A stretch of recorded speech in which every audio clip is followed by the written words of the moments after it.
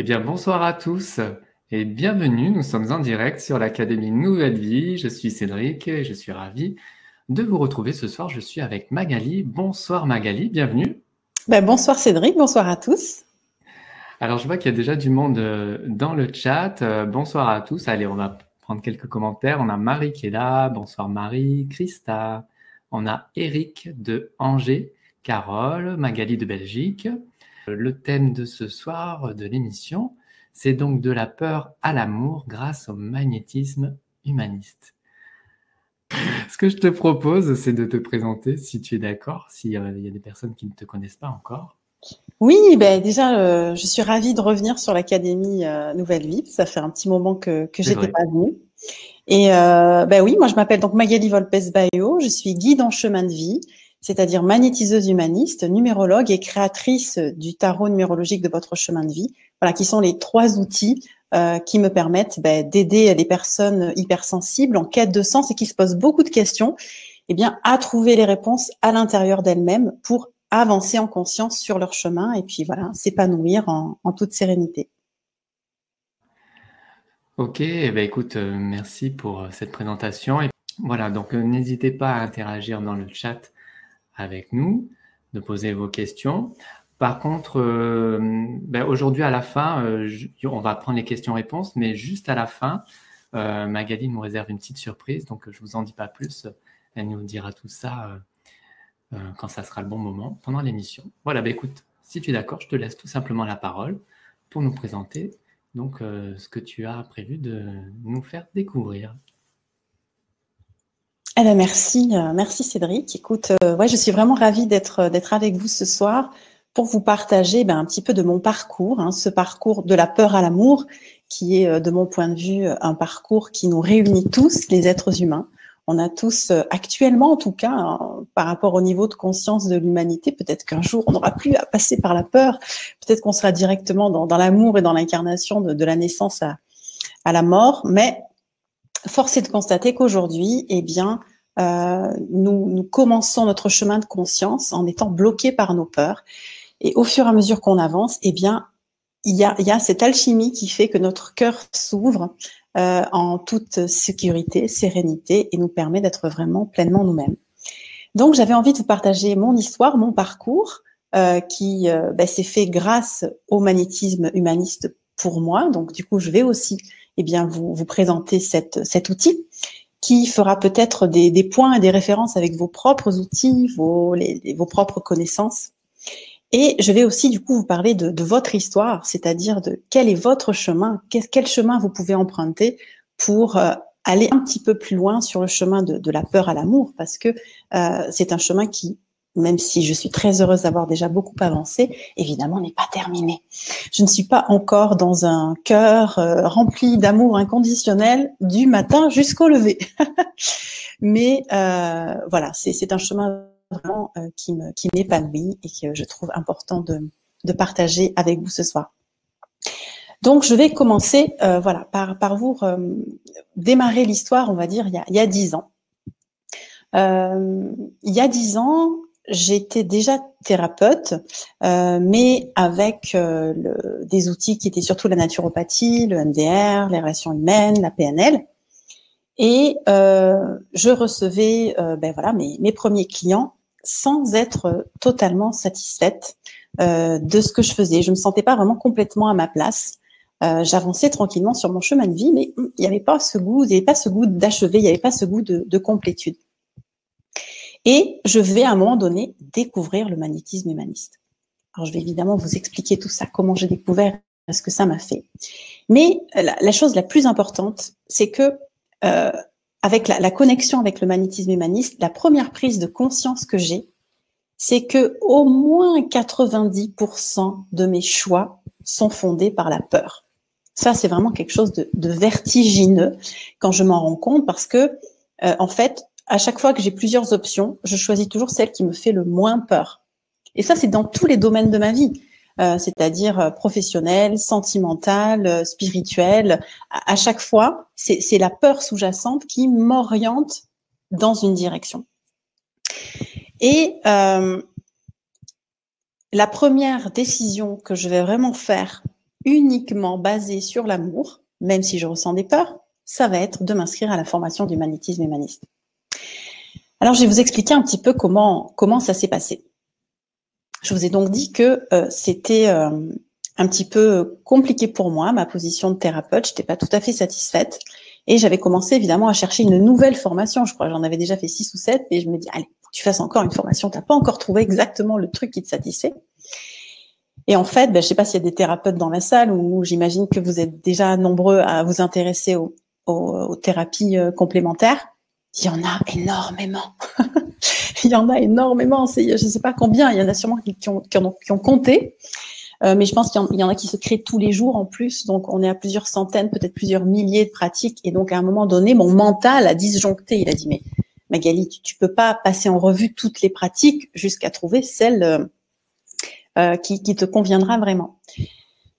Donc, je me suis dit, si vraiment je veux trouver de la sérénité avec ce choix, il faut vraiment que je me laisse guider par mes intuitions. Il faut vraiment que je m'abandonne au fait que ça va être l'univers qui va décider pour moi. Quoi? L'univers va décider pour moi? C'est-à-dire que j'aurai aucun contrôle là-dessus? Quelle horreur! Il y avait évidemment des parts de moi qui étaient très en flip par rapport à ça, mais à la fois, il y avait quelque chose à l'intérieur qui pétillait beaucoup plus fort parce que j'étais persuadée. Il y avait comme un programme à l'intérieur qui savait que il y avait une rencontre encore à faire pour m'épanouir pleinement, notamment professionnellement, mais vous vous doutez bien que ça a eu des répercussions sur toute ma vie. Et donc, je prends ma décision. Je dis, allez, c'est parti. Je m'en remets au destin. Et comment je choisis de faire ça? Eh bien, je décide d'aller à la librairie ésotérique de mon quartier. Donc, moi, j'habite Marseille. Je vous ai pas dit, je suis marseillaise. D'ailleurs, je suis contente parce que je veux Magali I de Belgique. Donc, souvent, quand c'est des Magali qui habitent pas la Provence, c'est des Magali IE. Donc, un bisou à Magali de Belgique. On est au moins 2 à avoir le prénom à la provençale.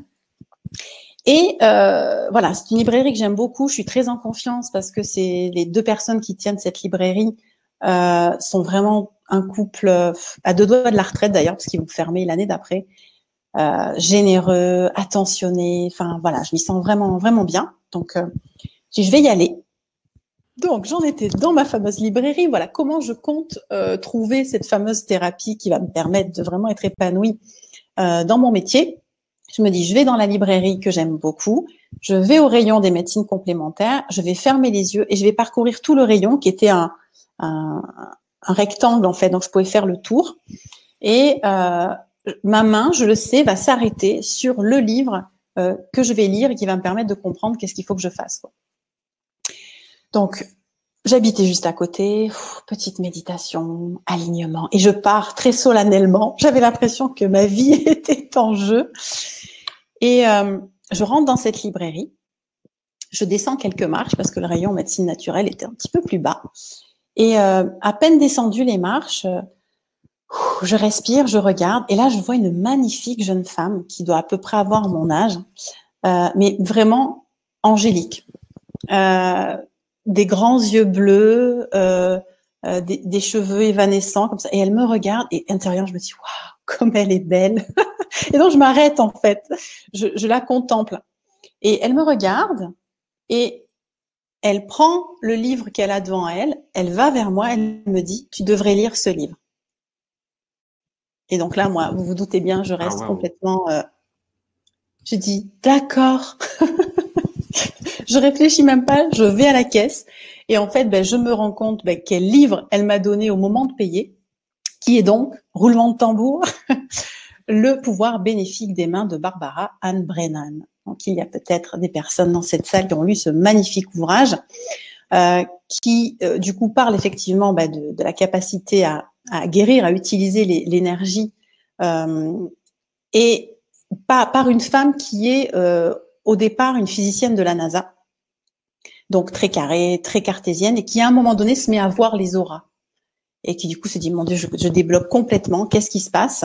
Et quand elle se rend compte qu'en fait c'est normal, c'est-à-dire c'est pas des hallucinations, des choses comme ça, elle va chercher à comprendre et donc elle va faire des recherches scientifiques, etc.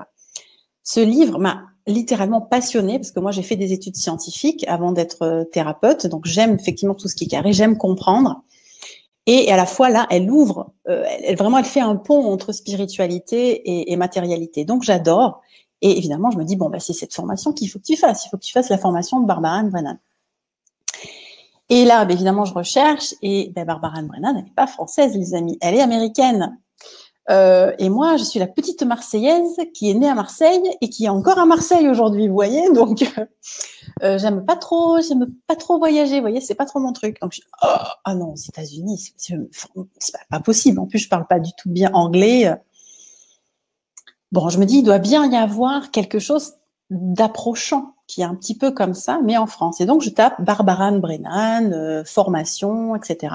Et en fait, je tombe très rapidement sur le site du magnétisme humaniste. Donc voilà, je vous en dis pas plus sur après, parce qu'il y a eu encore plein de péripéties très, très rigolotes qui ont fait vraiment que j'ai vraiment senti que c'était le bon endroit. Donc c'est vraiment un choix que j'ai fait par amour pour qui je suis, c'est-à-dire pour respecter mes besoins qui étaient vraiment de m'accomplir dans ma dimension thérapeutique en laquelle je croyais. Et mes peurs me disaient de ne pas y aller. Vous voyez, si j'avais écouté mes peurs, j'aurais dit « Quoi ? Une formation sur le magnétisme, c'est-à-dire les énergies, des trucs qu'on voit pas. En plus, tu connais personne qui t'a recommandé. Moi, toutes les formations que j'avais fait avant, j'avais des recommandations, je savais qui c'était, etc. Enfin, j'avais vraiment fait les choses pour être sûre de tomber au bon endroit. Là, je partais dans l'inconnu. Je savais pas du tout où j'allais. Et à la fois, il y avait une part de moi qui était très confiante. Et de fait, j'arrive à cette formation. Évidemment, dans un état de stress. C'est normal quand on démarre quelque chose de nouveau. Mais il y a vraiment quelque chose de nouveau pour moi qui va se passer. C'est que les formateurs, donc cette formation, à l'époque, il y avait 2 formateurs, Sébastien Berger et Christian Droyer, qui nous accueillent et qui posent un cadre relationnel hyper clair, hyper carré, hyper structurant, hyper rassurant. Et ça va tout changer en fait pour moi dans ma dimension d'étudiante, en fait, de stagiaire.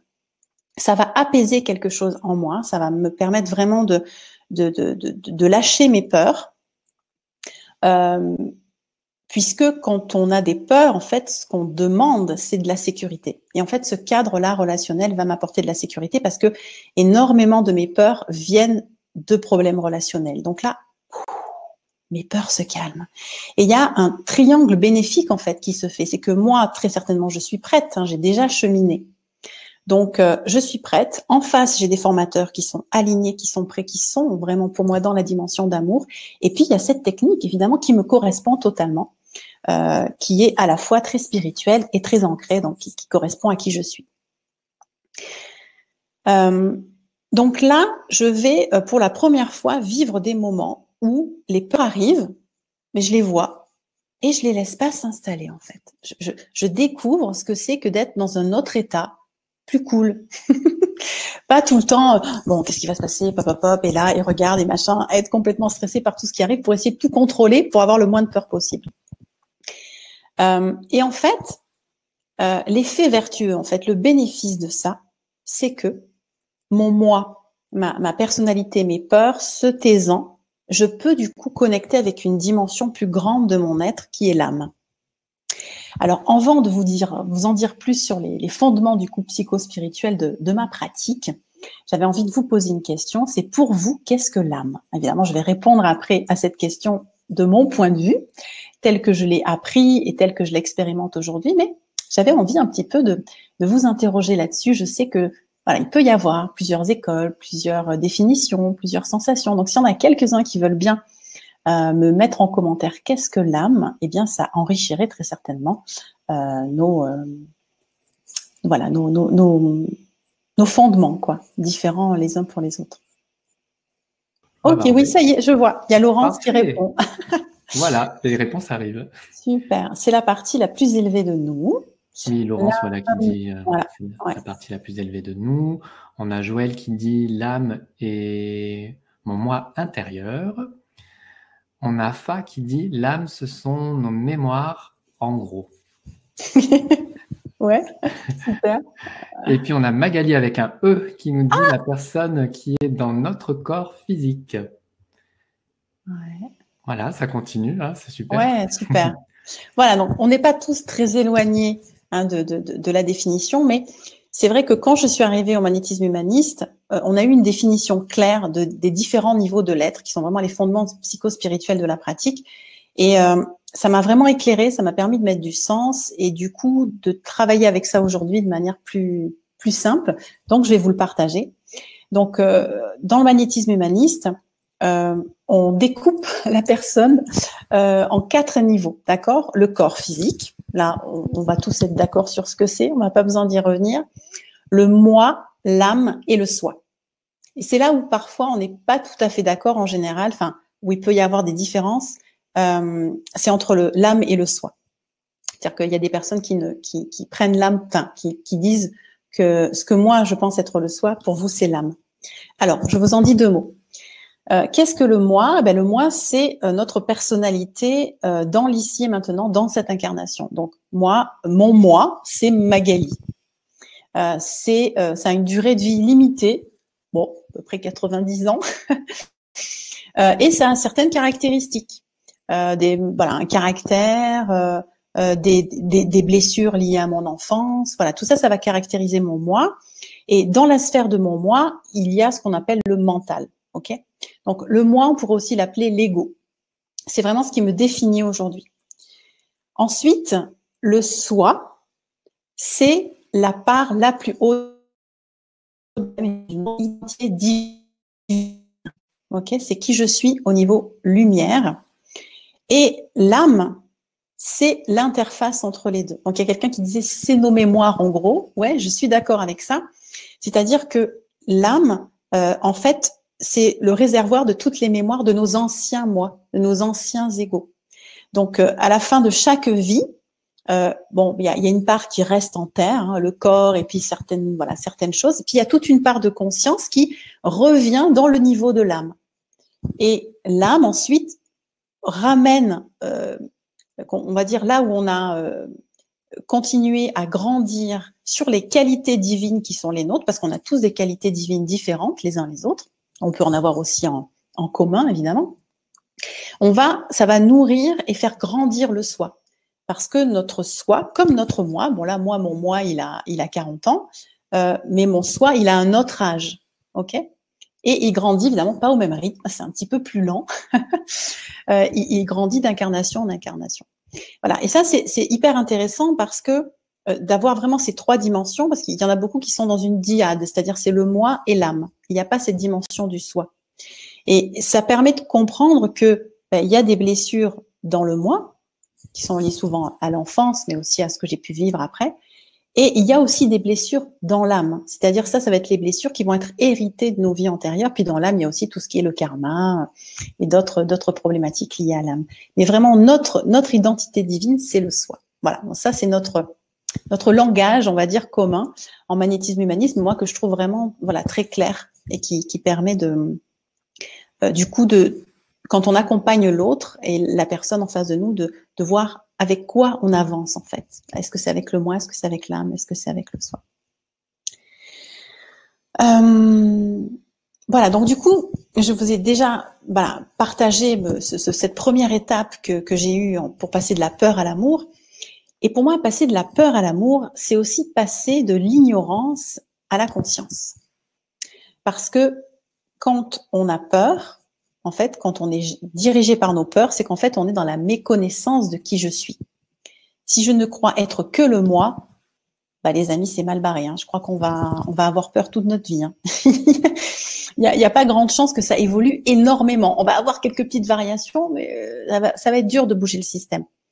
Alors que, effectivement, si je me rends compte qu'il y a l'âme, que je me rends compte qu'il y a le soi, du coup, je me connecte à des parties plus élevées de mon être qui vont me permettre de traverser les peurs si je le souhaite.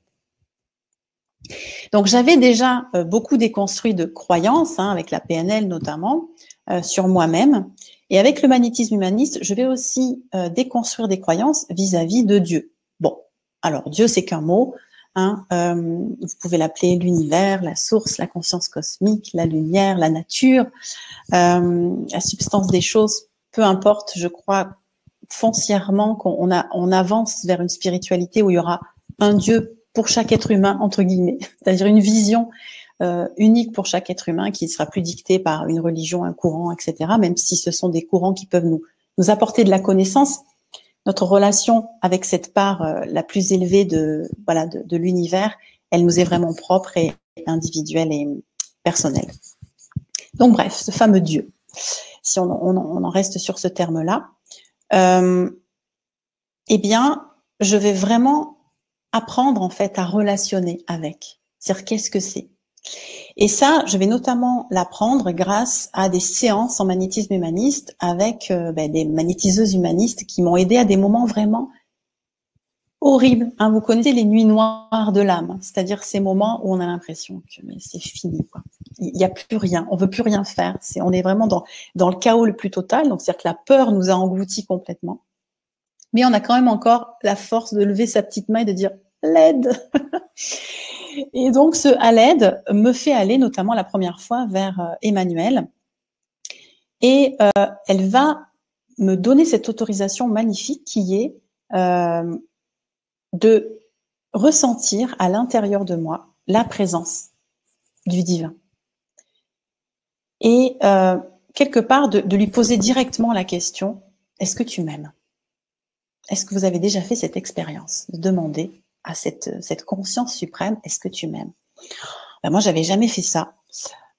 Et finalement, je me rends compte que au moment où je tente l'expérience, je me dis c'est pas possible. Bah, il peut pas m'aimer. J'ai fait trop de conneries, quoi. Ça va pas le faire, quoi. Mais évidemment, à travers l'invitation, à travers la conscience de cette thérapeute qui m'accompagne, je m'autorise d'un coup à ressentir en fait à l'intérieur que Dieu m'aime. Oh, ça, écoutez, j'essaie juste de m'y connecter un instant pour que par mon invitation, vous puissiez aussi vous y connecter. Ça a été un moment absolument extraordinaire où j'ai pleuré comme une madeleine parce que je me rendais vraiment compte, je contactais pour la première fois à l'intérieur de moi ce qu'on appelle l'amour inconditionnel, quoi, qui est l'amour en fait avec un grand A tout court.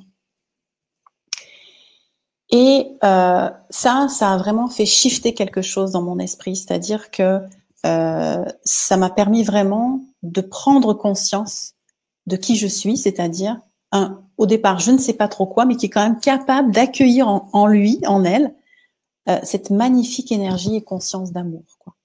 Waouh! Alors ça donne envie de faire des expériences. Donc ça a été extraordinaire.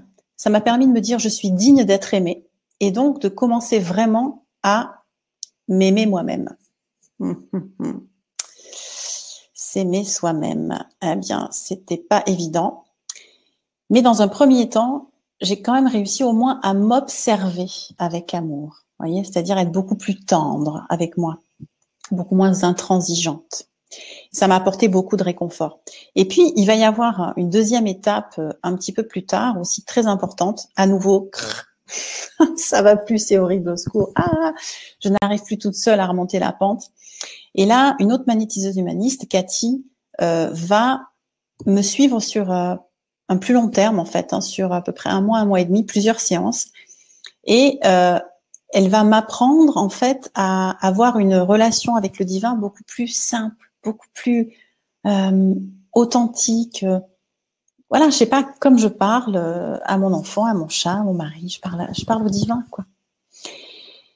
Et du coup, cette simplicité qui m'éloigne d'une relation que j'avais à l'époque qui était encore un peu trop Seigneur. Mais ça m'empêche que je dis encore ça des fois. Hein, mais je veux dire, je pense que passer de la peur à l'amour, c'est s'offrir de plus en plus de choix, en fait, de choix, de manière de faire et s'adapter à l'instant présent.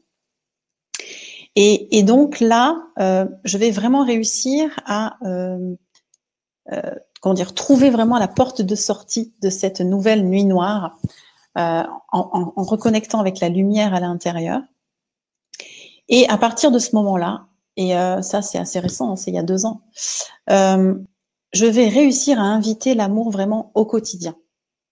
C'est-à-dire pas que en méditation, pas que quand vraiment je suis au maximum de ma forme, etc. Je vais vraiment dire non, c'est accessible. Je peux le ramener dans le quotidien. Je peux vraiment faire le choix, même si c'est pas évident, même s'il faut des fois un petit peu composer avec ce qu'il y a avant d'en arriver là. j'ai envie vraiment. Et donc ça me permet d'aborder avec vous finalement qu'est-ce que c'est que la guérison. Parce que là, je crois que je touche vraiment à un niveau de guérison, bon, surtout psycho-spirituel, puisqu'il n'y a pas vraiment de problématique physique derrière, très très fort. Et du coup, je vais vous poser une autre question, avant que je vous en dise un petit peu plus sur ce que c'est pour moi la guérison. J'aimerais savoir pour vous, qu'est-ce qui permet la guérison? Qu'est-ce qui fait qu'à un moment donné, ça guérit? Comme ça, je vais en profiter pour regarder la suite de vos réponses sur l'âme, du coup, que j'ai pas Très bonne vu. question. Hein. Oui.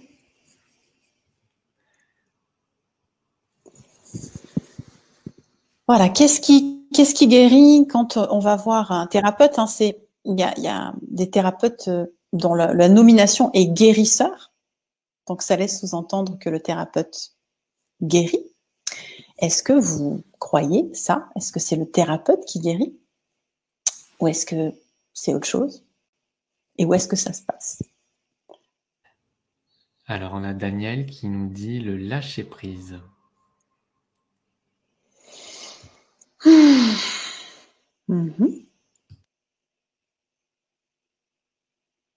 Après, on a Jam qui dit libérer ses émotions. On a Joël qui dit l'amour de Dieu. Pierre qui nous dit la conscience. Chantal qui nous dit la prise de conscience. Après, on a Emmanuel qui dit dépasser la peur de la mort, qui est une fausse croyance. Voilà, le lâcher-prise qui revient pour Ginny, Isabelle. Lâcher-prise du mental, l'accueil, la confiance. Oh, on est bien connectés ce soir, hein. On est avec les bonnes personnes. Hein. on partage les mêmes fondements. C'est super. Mais toutes vos réponses sont hyper intéressantes et reviennent à la base de ce que j'ai envie de vous transmettre autour d'un fondement déontologique à laquelle je souscris au travers de ma charte des magnétiseurs humanistes. Et c'est notamment notre article 7 qui dit exactement « Offrir au consultant d'être sa propre source de guérison ». Voilà. Évidemment que on est utile, mais on est, d'ailleurs, je crois qu'il y a une Magali qui disait qu'elle était magnétiseuse et il s'agit effectivement d'être canal, de permettre, de faciliter, de faire des réparations. Voilà. Évidemment, on va aider, mais en fait, on aide quoi à rebrancher, en fait, pour l'individu, lui permet de se reconnecter à son propre pouvoir d'auto-guérison. Et l'amour, pour moi, fait partie des ingrédients majeurs de ce qui permet la reconnexion. Pourquoi? Parce que l'amour, c'est une énergie qui intègre. Ok? Et voilà, je vois Nicolas qui dit accepter ses blessures. Accepter ses blessures, c'est accepter les différentes parts de soi, dont certaines sont blessées, effectivement. Et pour aider les parts blessées, pour leur permettre justement d'évoluer, de ne plus avoir peur, on a besoin de ces parts de plus grande conscience. Et tout ça, il faut que tout le monde soit baigné dans cette énergie d'amour. L'énergie d'amour, elle va intégrer tout ça. Elle va pas dire, bon, allez, les parts blessées, parce que, comment dire, on peut être tenté de faire ça. C'est-à-dire dire, bon, allez, les parts blessées, on les met sur le côté, je veux pas. Mais ça marche pas trop comme ça dans le système. Globalement, vraiment, les parts blessées, les parts qui sont liées à l'enfance, elles ont vraiment besoin d'être accueillies, d'être intégrées. Donc ça, c'est vraiment, voilà, un fondement, pour ma part, hyper important. Donc, oui, l'amour fait partie de la guérison, c'est pas suffisant. L'amour, pour moi, n'est pas suffisant. Je sais plus qui parlait aussi de prise de conscience. Pour moi, effectivement, c'est l'amour et la conscience qui, en agissant ensemble, permettent qu'il se passe ce qui doit se passer. Mais qu'effectivement, c'est pas dans les mains du thérapeute, c'est vraiment dans les mains du consultant, de la personne qui vient. Et on est là pour l'aider parce que, voilà, comme il peut y avoir des moments où on est perdu et pour X raison, la connexion ne se fait plus. Donc, pour continuer mon chemin, la dernière chose que je voulais dire sur ce chemin, donc je vous ai parlé du passage de la peur à l'amour, de l'ignorance à la conscience, et le dernier point fondamental pour moi sur ce chemin, c'est de passer de fantasme à réalité. Ah là là là là là là. Combien de temps j'ai été dans les fantasmes? combien de temps ai-je imaginé la vie telle que j'avais envie de la vivre. Mais du coup, ça m'empêchait comment dire, d'avancer. Parce que si on part pas du réel, on avance, oui, mais dans les fantasmes. Donc, on n'en perçoit pas en fait les bases. On n'est pas vraiment dans l'incarnation. Et pour être vraiment dans l'incarnation, on a encore besoin de cet amour. D'ailleurs, quand on arrive sur Terre, de quoi on a besoin? La première chose dont on a besoin, d'être dans les bras de maman, de papa, des gens qui nous aiment. On a besoin de ressentir cette énergie d'intégration. On le sait maintenant. Un bébé posé dans un landau et qu'on va nourrir juste par un biberon auquel on va pas parler, bref, auquel on ne manifestera aucun lien d'attachement et d'amour, il meurt. Hein, donc c'est vraiment notre premier aliment, c'est l'amour, on en a besoin.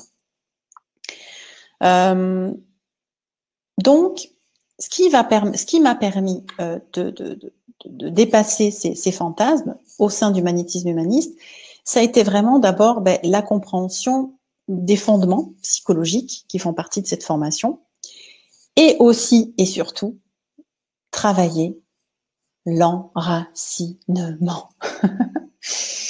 Parce qu'évidemment, quand on est dans les fantasmes, on est perché, on est en haut. Donc, de travailler l'enracinement, ça permet de ramener les fantasmes à confronter avec la réalité et petit à petit à être vraiment dans la réalité, à lâcher les fantasmes. Donc, ça, c'est vraiment une des qualités fondamentales pour ma part pour avancer de la peur vers l'amour, c'est l'enracinement. C'est être vraiment dans la réalité. Et il y a évidemment d'autres qualités essentielles que j'avais envie de vous partager. Et je vous invite, je vais vous les dire un petit peu comme une petite liste. Hein, il n'y en a pas beaucoup, j'en ai sélectionné 4-5. Et j'aimerais qu'après vous avoir dit ces 4-5, vous puissiez vous dire c'est quoi la qualité que j'ai le plus à travailler. Tiens, c'est quoi la qualité où je me dis tiens, là, ouais, effectivement, il y a peut-être un peu plus de boulot que sur le reste. Vous êtes d'accord? Alors, j'ai parlé de l'enracinement, de la patience. 3, le langage conscient, la communication. 4, le développement de ses capacités extrasensorielles, de son intuition, de sa part de conscience la plus haute.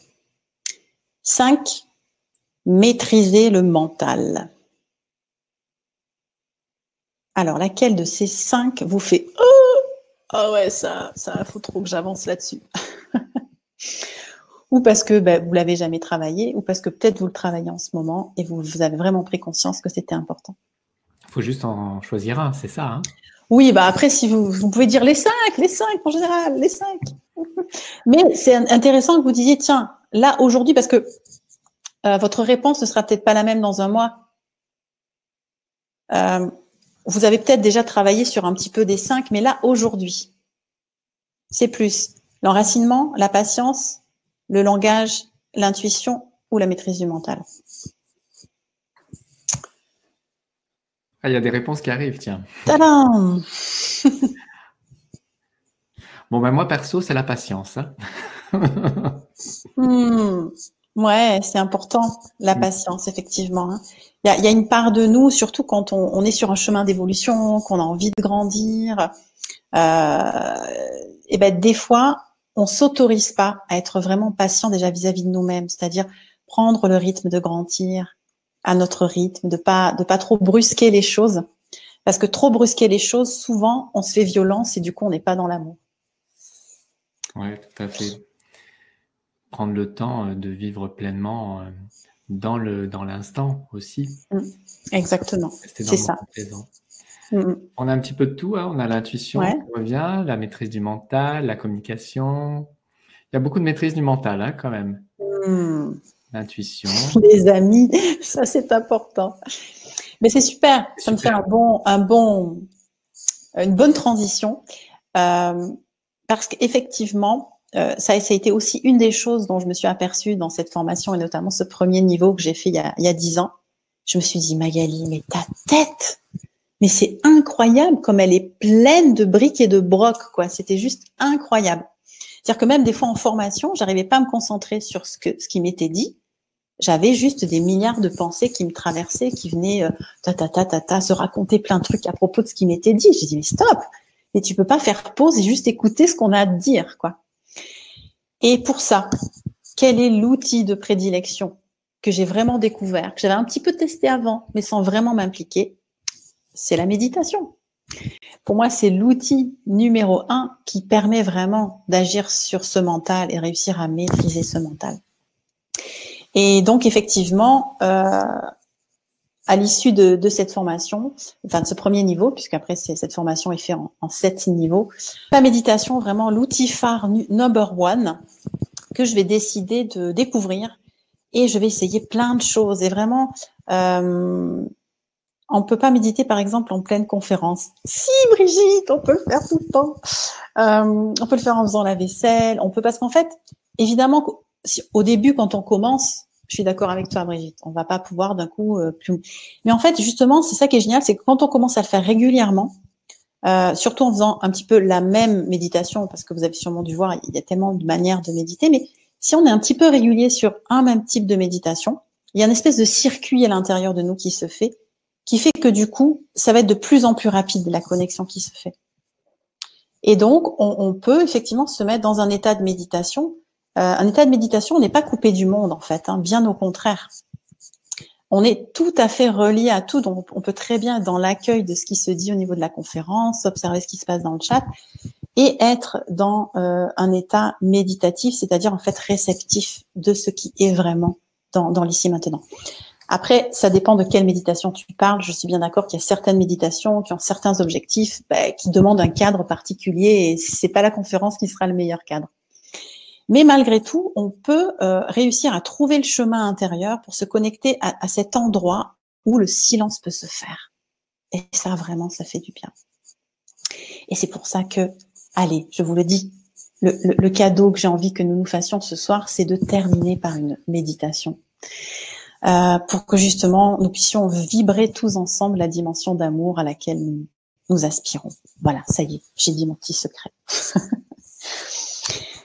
Donc voilà, après vous avoir partagé un peu mon parcours, j'ai envie de vous dire deux mots maintenant de ce qui pourrait être votre parcours à travers l'invitation du magnétisme humaniste, qui n'est pas nécessairement le magnétisme humaniste, hein, mais qui est une technique qui est peut-être la vôtre et qui correspond aux mêmes valeurs et aux techniques proches. En fait, en vous parlant de comment je fonctionne en tant que magnétiseuse humaniste, ça va vous permettre aussi de comprendre ce qui peut être important pour vous, pour avancer sur votre propre chemin. C'est ça l'objectif. Donc déjà, en tant que magnétiseuse humaniste, je suis engagée à recevoir les personnes qui viennent me consulter dans un lieu sain, dans un lieu géobiologiquement aligné et vibrant au niveau énergétique. Parce que la consultation démarre quand la personne rentre dans le cabinet. Voilà, quand elle rentre dans le cabinet, elle rentre déjà dans une dimension qui lui permet vraiment d'être elle-même et d'être dans un espace de sécurité qui est la base voilà, de tout ce qui peut se faire. Et ça, c'est important de se poser la question soi-même sur son lieu de vie. Évidemment, notre lieu de vie n'a pas besoin d'être aussi haut vibratoirement qu'un lieu de consultation, mais il a quand même besoin d'être aligné avec ce qu'on a envie de vibrer. Vous voyez ? Donc, c'est toujours intéressant de se poser la question, tiens, voilà, comment je suis dans ma maison ? Est-ce que je me sens bien ? Est-ce que quand je rentre chez moi, voilà, je me détends, je suis à l'aise, je suis contente. Parce que malheureusement, j'ai beaucoup de personnes qui viennent me voir. Moi, je dis beaucoup. J'exagère peut-être un peu, mais enfin quand même régulièrement, trop régulièrement à mon goût, qui me disent, mais quand je rentre chez moi, je me sens pas bien. Donc là, je dis, c'est pas possible. Chez vous, vous y passez au moins la moitié de votre vie. Vous dormez là, vous dormez chez vous. Donc c'est la moitié de votre vie. Et puis en plus, si vous travaillez un petit peu à la maison, vous gardez les enfants, vous allez encore passer plus de temps. Donc ça, c'est vraiment fondamental. Ne laissez pas passer ça. L'environnement fait partie aussi de la guérison. Si vous êtes dans un mauvais environnement, un mauvais bain, ça va pas être possible. Donc, soyez vigilants, n'hésitez pas à faire appel à des géobiologues, à des personnes qui sauront peut-être vous aiguiller, ou même déjà par vous-même sentir, tiens, mais pourquoi je garde cet objet? J'ai peut-être besoin de le virer. Et puis peut-être déjà vous mettre en quête dans votre appartement, où est-ce que je me sens mieux pour vous poser, vous recharger et pas obligatoirement le faire là où vous avez l'habitude de le faire, quoi. Ensuite, deuxième chose, après être entré dans le cabinet, qu'est-ce qui va se passer? Il va y avoir une phase de décryptage. On va discuter ensemble, puisque le magnétisme humaniste, c'est vrai, mais je vous en ai pas fait la définition. Je ne vous ai pas dit ce que c'était que le magnétisme humaniste. Bah. Donc, magnétisme humaniste, vous voyez qu'il y a deux mots, il y a magnétisme et humaniste. Magnétisme, effectivement, ça veut dire qu'on va utiliser les énergies. Et humaniste, bien, au profit de toutes les dimensions de l'être humain. OK? Et pour éveiller sa propre source de guérison. Et effectivement, ça va être une technique, on va dire qu'on va ranger dans la case psycho-énergétique. OK? On va aider la personne à prendre conscience de l'origine de ses problèmes. On va le voir juste après. Donc, décryptage, c'est justement retrouver les causes des problèmes, puisque nous ne sommes pas dans de la symptomatique, mais on est vraiment dans remonter les causes. On ne va pas forcément tout de suite aller à la cause première, évidemment. Parfois, il y a des étapes, mais c'est vraiment le chemin qu'on emprunte, c'est remonter à la cause des causes. Et ça, évidemment, ça va être aussi une question essentielle pour soi. Hein, quand on est sur un chemin de guérison, c'est tiens, mais pourquoi, voilà, avant de vouloir faire taire ce qui se passe, même quand c'est physique, hein, j'ai l'œil qui me gratte, j'ai la gorge, moi je suis sensible de la gorge. Ok, je vais prendre une pastille pour la gorge, très certainement, à un moment donné.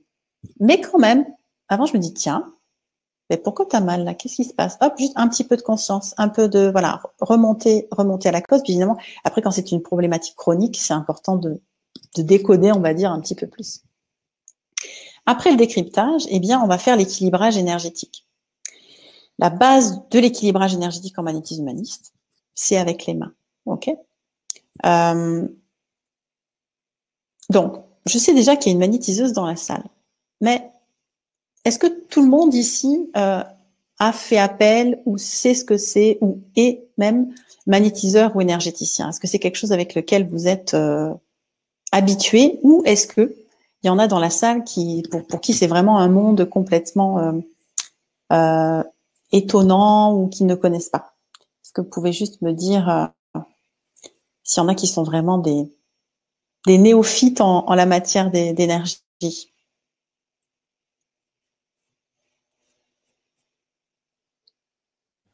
Donc on a Patrick qui nous dit oui. Magali avec un i. Alors j'imagine que vous répondez à la question, est-ce que vous connaissez? Parce que du coup j'ai posé les deux questions, la chose et son inverse, c'était pas très pédagogique. Voilà. Marguerite nous dit qu'elle connaît le magnétisme et le Reiki. Bon alors mettez des oui si vous connaissez. Ou des non si. Voilà, on a Carole qui est énergéticienne. Super. Voilà, Catherine qui dit qu'elle connaît, Sophie, oui. Élise aussi, qu'elle est déjà allée voir une énergéticienne. On a Maï qui dit débutant. Ben, c'est très bien aussi. Voilà, Roland qui dit je ne connais pas. Ah ben voilà. Voilà. On a une personne aussi qui ne connaît pas, donc c'est chouette. Ouais. C'est chouette. Ça va me permettre d'aborder un petit peu avec vous, très rapidement, parce qu'on est là qu'une heure et demie ensemble, hein, les fondements scientifiques de l'énergétique. Alors, il y a beaucoup de choses à dire hein, sur ces fondements-là. Mais j'avais envie de vous partager une chose par rapport à l'imposition des mains, parce que c'est quand même la base de ce travail-là. Il faut savoir que le terme magnétisme, en fait, a été utilisé pendant des siècles uniquement pour décrire des phénomènes physiques, c'est-à-dire tout ce qui était relié aux aimants, ok, et aux courants énergétiques, magnétiques liés aux aimants. Le terme de magnétisme tel qu'on l'utilise aujourd'hui en thérapie, il va être décrit pour la première fois par Mesmer, qui est un médecin. Alors, je me souviens plus s'il est autrichien ou allemand, mince, j'ai un trou. mais il va prononcer le terme de magnétisme animal en 1779, donc au XVIIIe siècle. Oui, c'est quand même assez récent malgré tout, parce que il va utiliser les aimants en fait pour aider à la guérison de ses patients. Et à un moment donné, il se rend compte que, en fait, il peut utiliser ses mains et qu'apparemment, ça fait la même chose. Et en plus, les personnes qui viennent le voir lui font des retours, qu'ils ressentent des choses à l'intérieur d'eux quand il pose ses mains, qui lui font penser à ce qu'on ressent en fait quand on tient 2 aimants. J'imagine que tout le monde a fait ça dans sa vie, en cours de physique. C'est quand même quelque chose de génial quand on a 2 aimants, surtout s'ils sont gros, qu'on les rapproche comme ça, si on a les pôles opposés, et hop, ça repart. Et puis évidemment, si on les met positif, négatif, nord-sud, paf, ça s'aimante comme ça, quoi. Mais effectivement, quand vous mettez comme ça, vous pouvez sentir cette aimantation. C'est en général le premier exercice qu'on fait aux personnes pour leur faire sentir l'énergie. C'est cette sensation d'aimantation à l'intérieur, c'est-à-dire qu'il y a une substance entre nos mains. Et donc, il développe toute une théorie qu'il appelle le magnétisme animal, c'est-à-dire le magnétisme qui est généré par l'être humain. Alors, évidemment, au XVIIIe siècle, la plupart des scientifiques, des médecins sont sous l'emprise du dogme de Newton, donc de la matière, de ce qui est visible, des normes physiques. Donc, il va pas être il va surtout être décrié, mais il a quand même posé des bases fondamentales qui seront reprises plus tard. Et notamment, pile 200 ans après, en 1980, il y a une étude hyper intéressante de Zimmermann, une étude sur le toucher thérapeutique. Ce scientifique, en fait, va utiliser un magnétomètre qui mesure des fréquences vraiment très très petites, qu'on appelle un squid, donc qui maîtrise des fréquences très fines, sur les mains des gens. Et il va notamment mesurer s'il y a quelque chose qui sort des mains de personnes lambda et de praticiens en toucher thérapeutique, donc qui est une manière de toucher qui utilise l'énergie.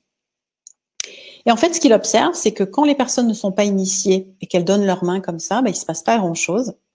Quand les thérapeutes donnent leurs mains comme ça, il se passe pas grand-chose non plus.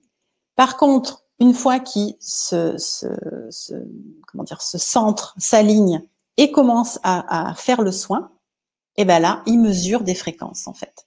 Ils commencent à mesurer des fréquences et ce qui est très intéressant, c'est qu'il va mesurer des fréquences qui c'est pas toujours la même. Ça va osciller entre 0,3 Hz, donc c'est très petit, et 20 Hz à peu près. Et au cours de la séance, ça se modifie. C'est comme si ça s'adaptait en fait à ce que ça avait sous les mains. Et il y aura une expérimentation scientifique 10 ans après, en 1992, par une autre chercheuse, Seto, sur des praticiens de Reiki, je crois, qui va aboutir au même résultat.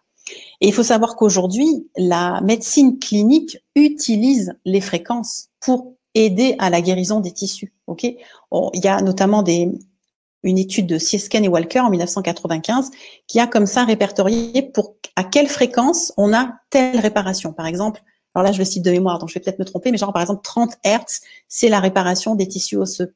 40 Hz, ça aide à la réparation du cartilage. C'est-à-dire qu'il y a vraiment comme ça une cartographie qui s'est faite, et pas que par eux. Il y a vraiment eu énormément de recherches sur cette capacité à utiliser, là, pas du coup l'énergie des mains, mais des appareils qui s'appellent je sais pas si on dit CEMP ou SEMP, mais qui émettent des fréquences spécifiques pour aider à la guérison des tissus. Donc, même la médecine clinique utilise maintenant l'énergie, la vibration pour aider à la guérison. Donc voilà, c'est vraiment quelque chose de passionnant. Il y aurait beaucoup à dire sur ça, mais on refera peut-être des conférences.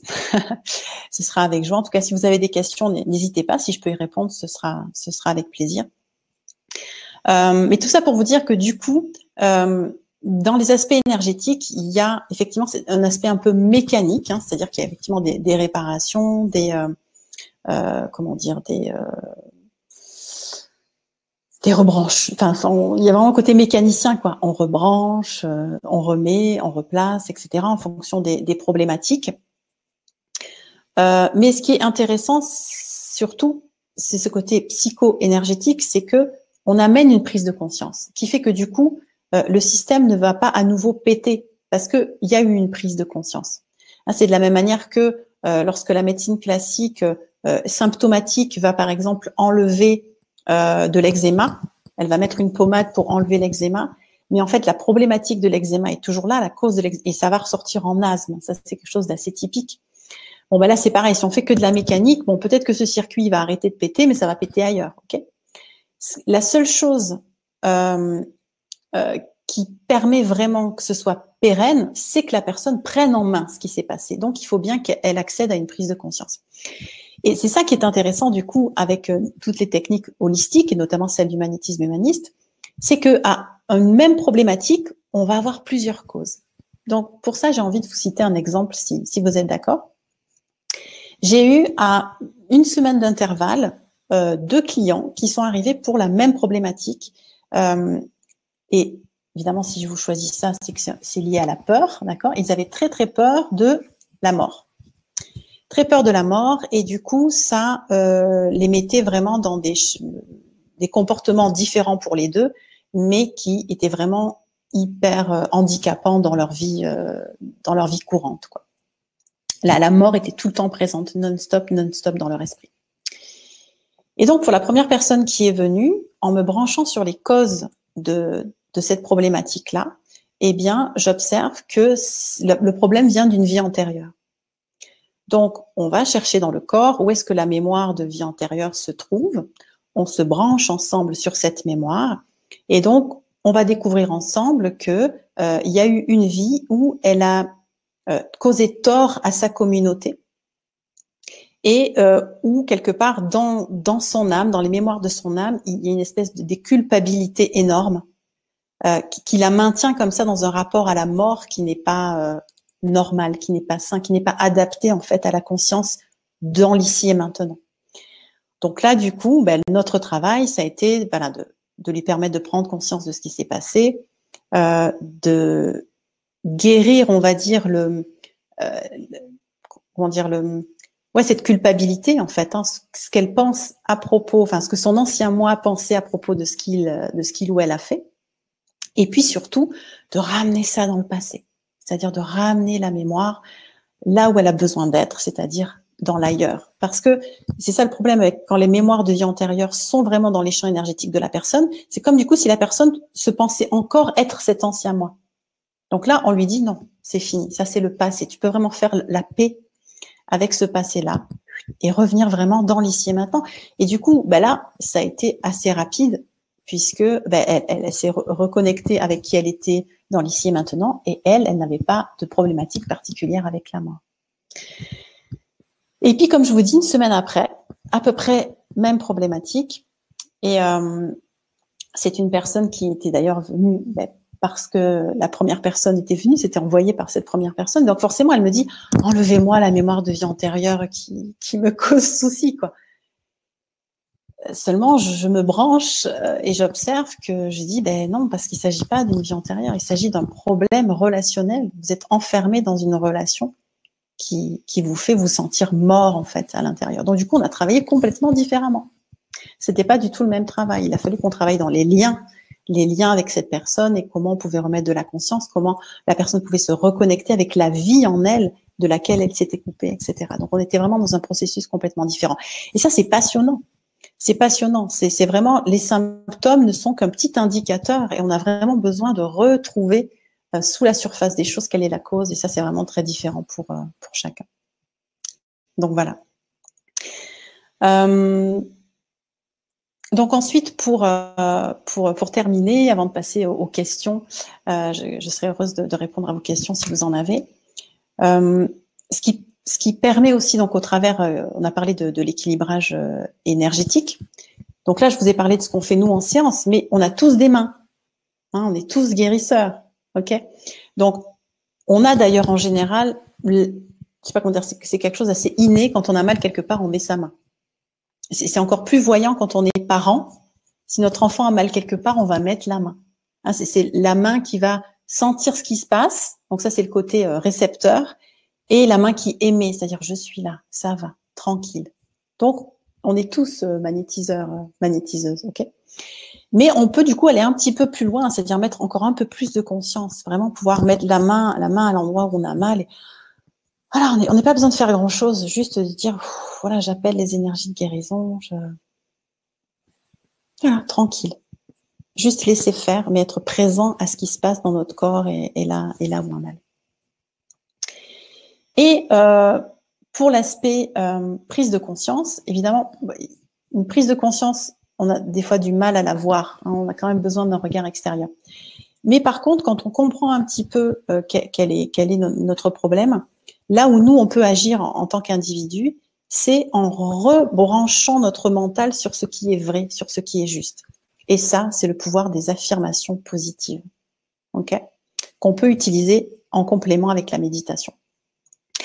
Et donc ça, c'est entre autres ce qu'on va un petit peu expérimenter dans l'atelier que je vais vous proposer à l'issue de cette conférence pour qu'on aille plus loin ensemble sur ce chemin de la peur à l'amour.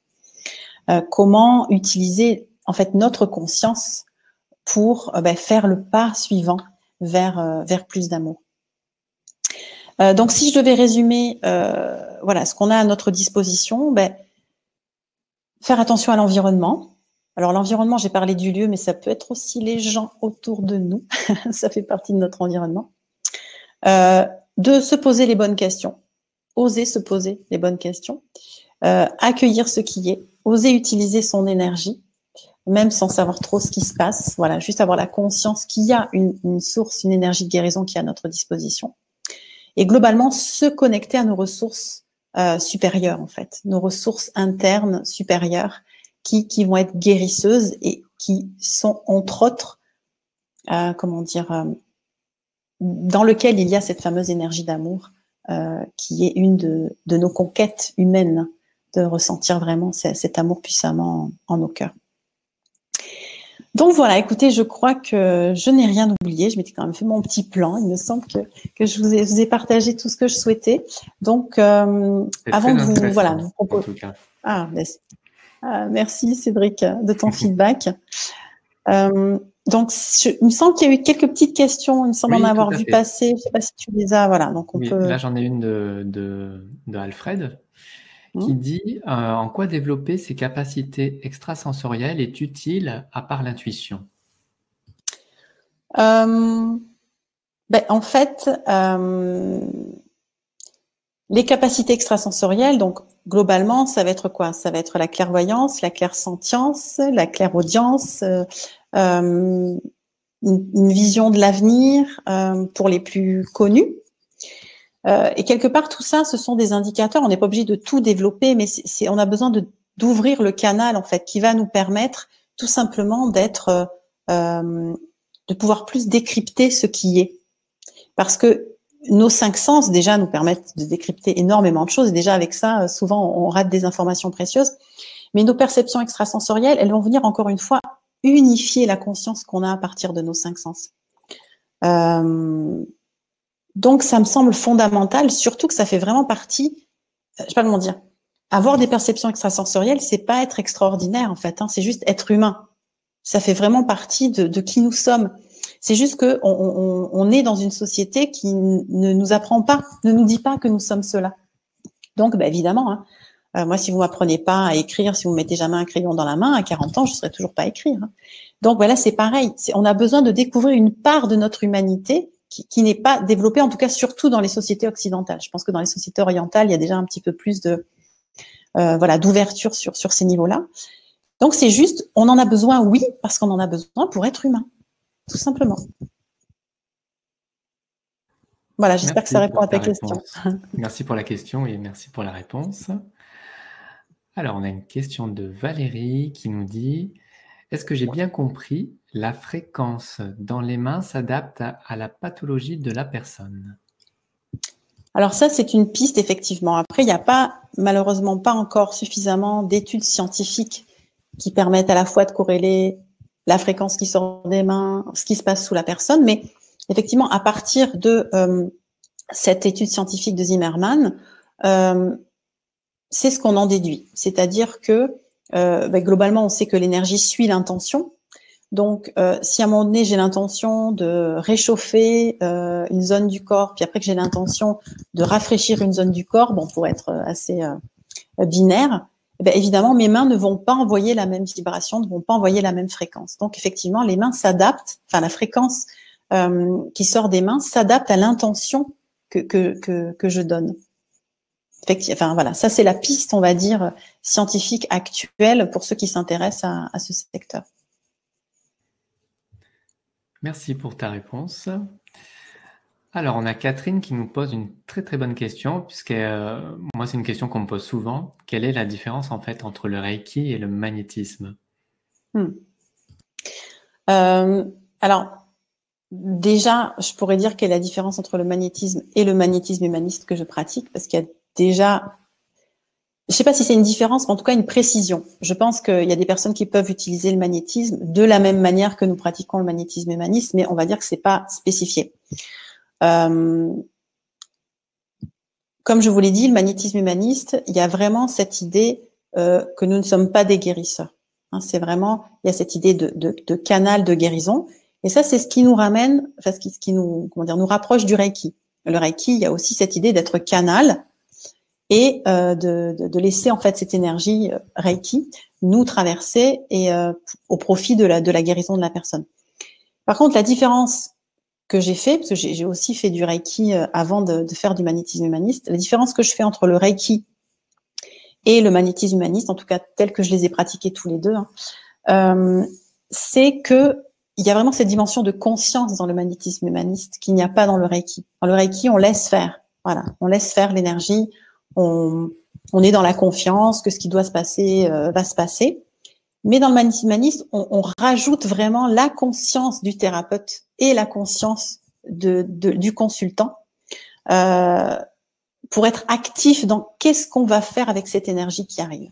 Okay, donc, il y a vraiment cette idée d'aller rechercher la cause des problématiques, d'aller remettre de la conscience, d'aller du coup reconnecter consciemment vraiment la personne avec ses ressources. C'est vraiment la différence fondamentale que je ferai. Merci pour ta réponse. Alors, on a une question de Nicolas qui nous dit merci pour tous ces éléments qui me parlent et m'aident dans mon cheminement. Ah, ben, c'est pas une question, c'est un remerciement. Donc, c'est bon à prendre. Voilà, avec merci, joie Nicolas. de contribuer, Nicolas.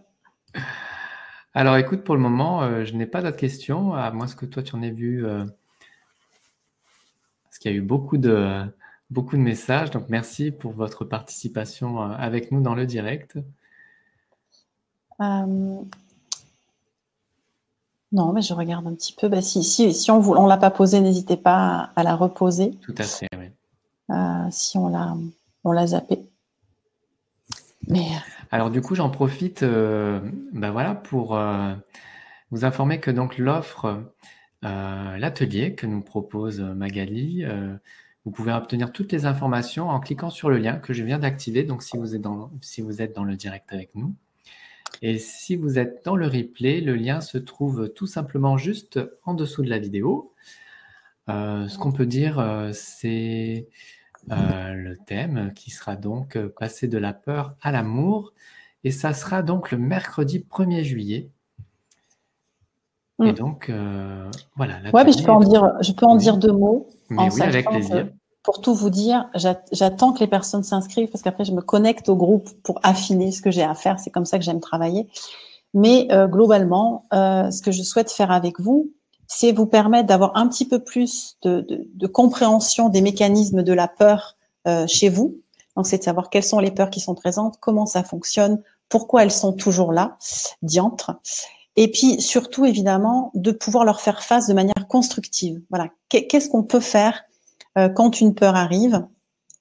Quel est le mécanisme, on va dire, qui va nous permettre de l'affronter, parce qu'au départ, c'est vraiment ça. Après, on peut dire de l'accueillir, mais au départ, c'est l'affronter. Et je vais vous aider, en fait, à connecter avec votre grandeur, c'est-à-dire avec l'espace vraiment de conscience qui permet de traverser les peurs lorsqu'on souhaite les traverser. Donc, de vous permettre de connecter avec votre lumière en toute sécurité. Et ça, vraiment, l'objectif, en fait, de cet atelier, c'est de vous permettre ne plus avoir les effets secondaires de la peur. C'est quoi les effets secondaires de la peur en général? C'est la paralysie, l'inaction, la difficulté à poser les actions qui sont nécessaires dans notre vie, les actions, on va dire, alignées sur notre chemin de vie qui nous permettraient de nous épanouir, etc. On se sent souvent un petit peu enfermé, en fait, quoi. Il y a comme quelque chose auquel on n'a pas accès quand il y a trop de peur. Donc là, c'est vraiment une autorisation au travers de cet atelier à un peu plus comprendre. Oui, c'est ça. En général, la peur nous paralyse, nous fait nous sentir enfermés. Et donc, dans l'incapacité de mettre en place les actions qui sont nécessaires pour nous aligner sur notre chemin de vie, nous permettre vraiment de nous sentir sur un chemin d'évolution et libre, en fait, d'être nous. Donc, cet atelier, il a vraiment pour mission de vous aider, voilà, à mettre un petit peu de sens, parce que je pense que le cerveau, il a besoin d'avoir un petit peu d'informations, et puis après de lâcher le mental en allant vraiment connecter avec vos ressources intérieures, votre lumière intérieure en toute sécurité pour traverser ces peurs. En tout cas, hâte de découvrir tout cela, donc le 1er juillet. Est-ce que tu veux rajouter quelque chose d'autre avant qu'on reprenne les questions? Non, c'est l'essentiel. Après, s'il y a des personnes qui ont des questions sur l'atelier, ils peuvent aussi en poser. Ok, super. Alors, on a Patrick qui nous dit si tu ressens, si tu as les mains chaudes quand tu fais un soin. Alors, effectivement, quand on ressent les mains chaudes, ce que ça prouve, c'est qu'on est dans un bon enracinement. Donc ça, c'est vraiment une bonne nouvelle. Après, évidemment, ça va être un petit peu différent de chacun parce qu'on a tous un métabolisme un peu différent et un rapport avec l'énergie feu qui, voilà. C'est pas parce qu'on ressent pas le chaud qu'on ne magnétise pas, mais effectivement, c'est une sensation. Moi, je l'ai pas à chaque fois. Ça dépend de plusieurs indicateurs. Puis je suis assez frileuse et j'ai les extrémités froides. Donc, quand ça chauffe, c'est que vraiment je suis au taquet.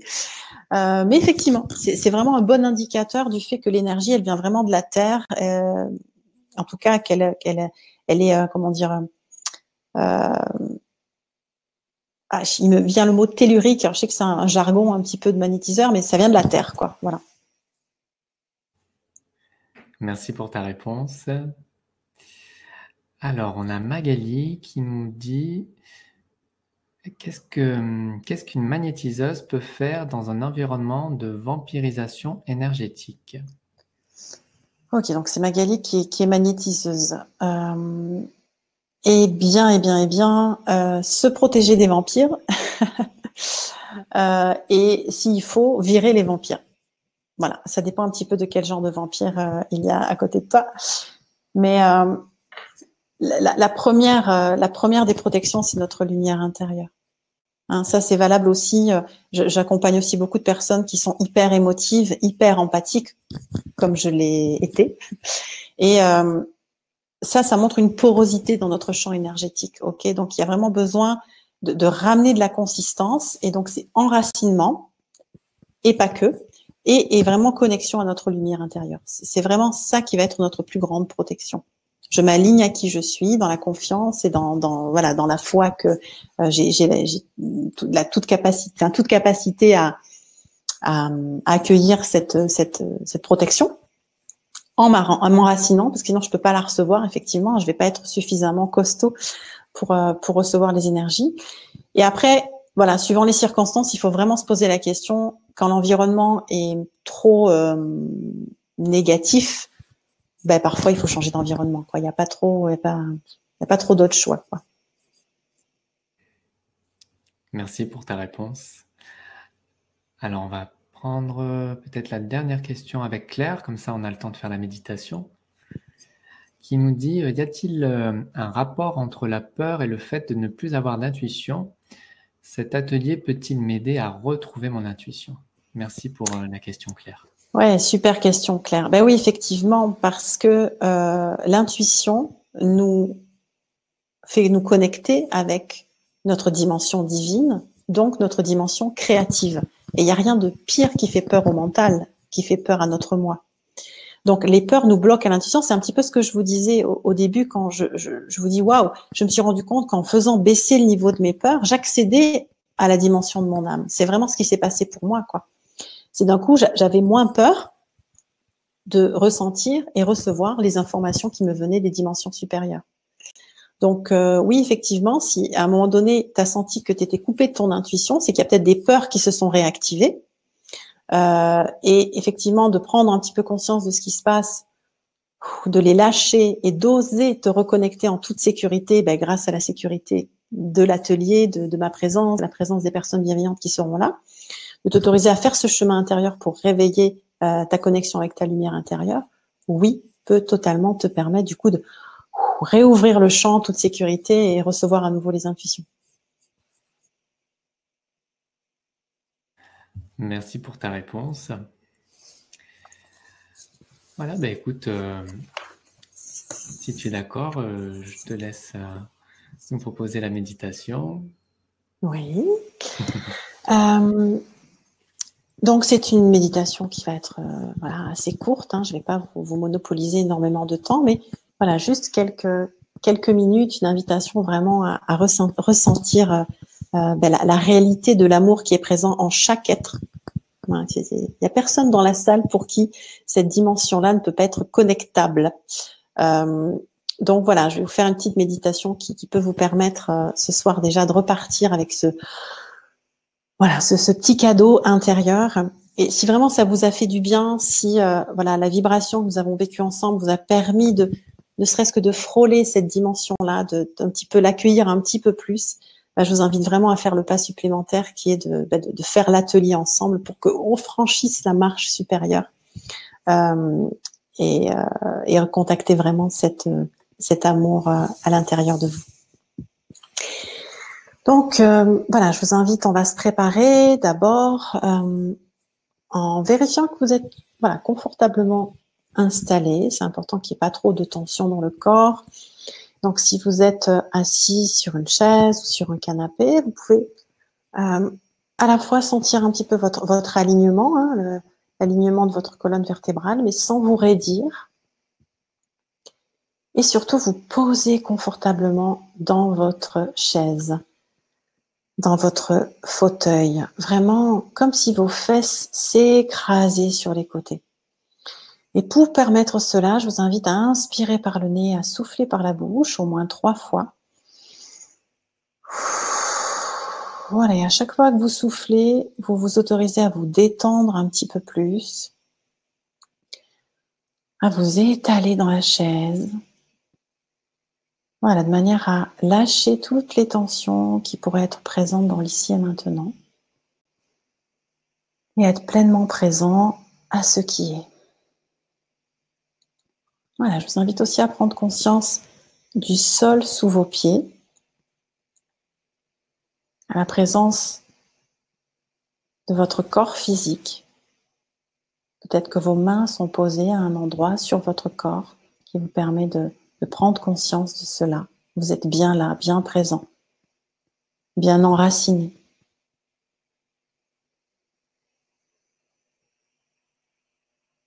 Voilà, et si cela fait écho à vos croyances, je vais vous inviter à accueillir que vous êtes fils et filles du divin, fils, fille de l'univers, fils, fille de la conscience primordiale. Autorisez-vous à ressentir cela.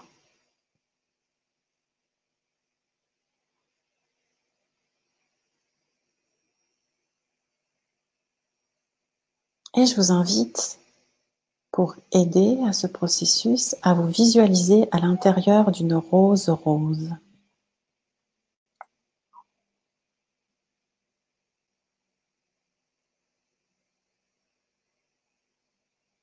Vous êtes au cœur d'une immense rose rose qui a un parfum extraordinaire. Un parfum que vous pouvez voir comme scintiller et qui vous entoure. Vous êtes au cœur de ce parfum d'amour. Autorisez-vous à ressentir et à respirer cette énergie rose, scintillante. Autorisez-vous à ressentir cette douceur.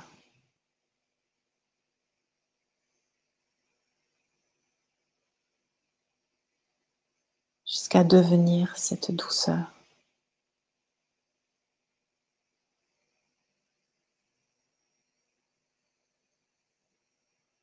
Je vous invite à visualiser particulièrement que cette couleur rose tendre rentre dans votre cœur.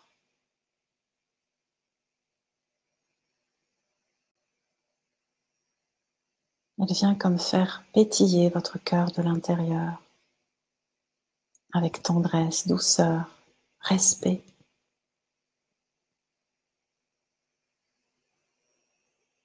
Inspirez cette couleur rose dans votre cœur et expirez cette couleur rose.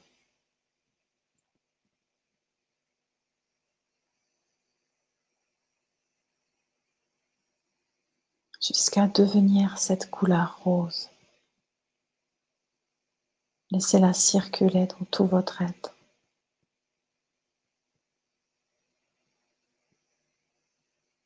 Laissez-la circuler dans tous les endroits de votre corps où elle a envie d'aller.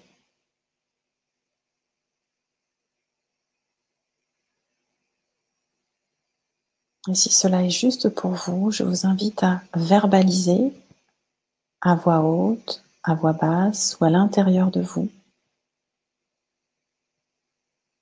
Je laisse l'amour circuler en moi.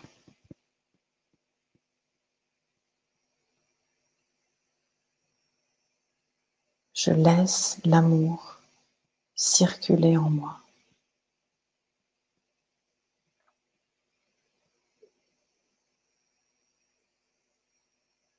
Je laisse l'amour circuler en moi.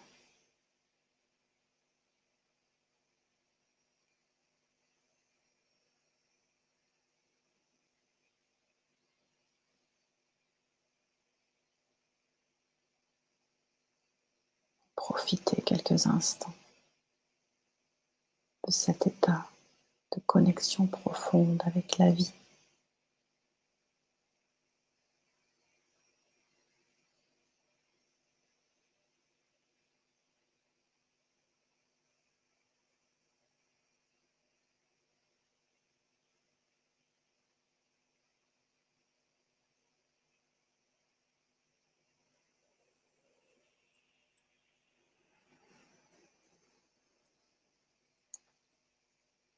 Et puis petit à petit, à votre rythme, vous pourrez revenir dans l'ici et maintenant, tout en restant connecté à ce qui est présent, vivant en vous, dans votre cœur. Vous pourrez réouvrir les yeux. Voilà, peut-être bouger un petit peu à nouveau. Pourquoi pas vous étirer si vous en avez besoin. Moi, j'aime m'étirer.